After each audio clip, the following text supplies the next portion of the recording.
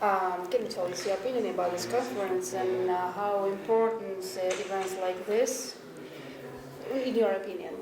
It's an important conference, and it's not a protocol worth saying, because for me, I've learned a lot, and especially something that we don't have in our constitution. It's the so-called individual complaint, which you have, and I congratulate you for that. And also exchange of opinions between different countries' experience. That was very valuable, and I'm sure that's not only valuable for me, but also for all the other participants. An interesting thing is the very vivid discussion we had after the first session. That was really the cream of the cream, because after hearing the presentations of all the others, then we entered into a discussion, questions and answers. And I congratulate the organizers for this conference, because that's the importance of meeting together.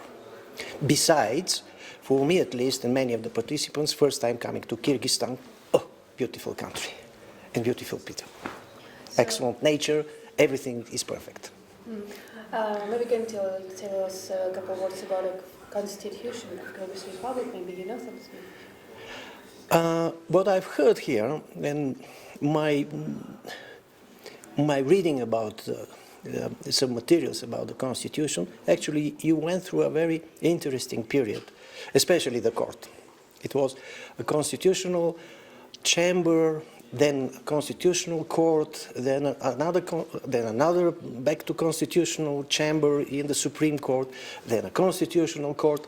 So it's a very, how should I say, dynamic and rich experience you have in the body, which is actually responsible to be the guardian of the Constitution.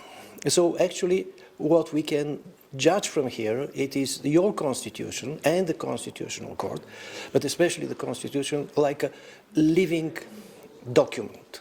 It's all the time, it adapts to the social, economic changes in the country, and that's a big challenge to all of you. I mean, the members of parliament, the judges, and the Constitution should go what people expect and how the country develops. So, and this is, I think this is also very interesting in your experience. So you think that it's okay when the Constitution is changing from time to time, yeah? The Constitution should be more stable, but if changes are needed to address what people expect, then changes should be done.